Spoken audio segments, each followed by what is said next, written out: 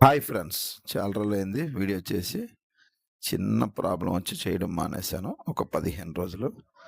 మళ్ళీ తేరుకొని ఇప్పుడు చేస్తున్నాననమాట. జిమ్‌కి వెళ్ళడం. చెయ్యాలి కదా! లేదంటే మునుపటిలా మళ్ళీ పొట్టొచ్చేస్తుంది. ఈరోజు సరదాగా అలా వెయిట్లు వేసుకొని బెంచ్ ప్రెస్ చేయడం మొదలుపెట్టాను. స్లోగా తెలుసు కదా! లైట్ వెయిట్ వేస్తూ స్లోగా అంటే చాలామంది ఏం చేస్తారంటే ఫాస్ట్‌గా చేస్తుంటారు. ఈ బెంచ్ ప్రెస్ అనేది. అంటే కొంచెం స్లోగా చేడితే మంచిదన్నమాట. ఈ బెంచ్ ప్రెస్. ఆ!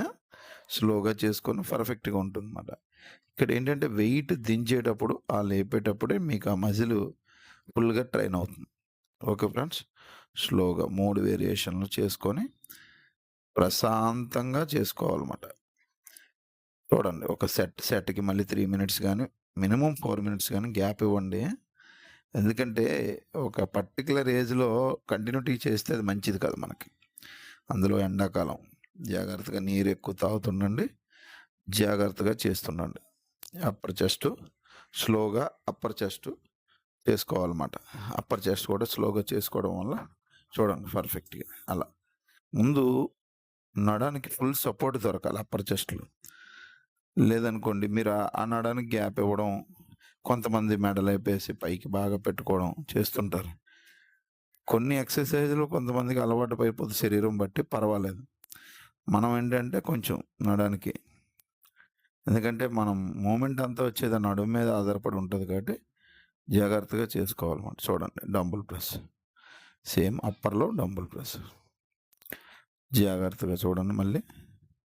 స్లోగా, జాగ్రత్తగా. చూసారు కదా! జాగ్రత్తగా చేయాలి. పర్ఫెక్ట్‌గా చేయండి. జాగ్రత్తగా చేసుకొని శరీరానికి కొంచెం వ్యాయామం చేయాలన్నమాట. వాటర్ తీసుకోవాలి ఎండాకాలం. వాటర్ తీసుకోవాలి. అంటే వాటర్ అంటే అదే జిమ్‌లో అనుకోండి. జిమ్‌లో వాటర్ తెచ్చుకున్నా పర్లేదు. మనం ఇంటికాడ నుంచి వేడి నీళ్ళు చిన్న చల్లబెట్టేసి తాగినా పర్వాలేదు. ఓకేనా? బటర్‌ఫ్లై. చాలా ఈజీగా చేస్తారు మీరందరూ. ఎందుకంటే కూర్చొని ఎక్కువ ప్రశాంతంగా మంచి వెయిట్లు వేసామనుకోండి, హ్యాపీగా పడుతుందన్నమాట. చూడండి మిడిల్‌లో వెయిట్ అంతా చక్కగా పడుతుంది. ఏ ఇబ్బంది లేకుండా మీకు. Okay friends. పర్ఫెక్ట్‌గా. ఓకే. లైట్‌గా ఒక ప్లేట్ తీసుకున్నాం. ఆ ప్లేట్‌ని చక్కగా పైకి పూర్తిగా లేపుతూ చెస్ట్ మీద చూడండి. ఆ చెస్ట్ మనకి చూడండి పంప్ అవ్వడం మళ్ళీ. చూసారా? పర్ఫెక్ట్‌గా చెస్ట్ మీద పడేటట్టమాట. ఓ 25, ఓ 20 అలా చేస్తుండాలి.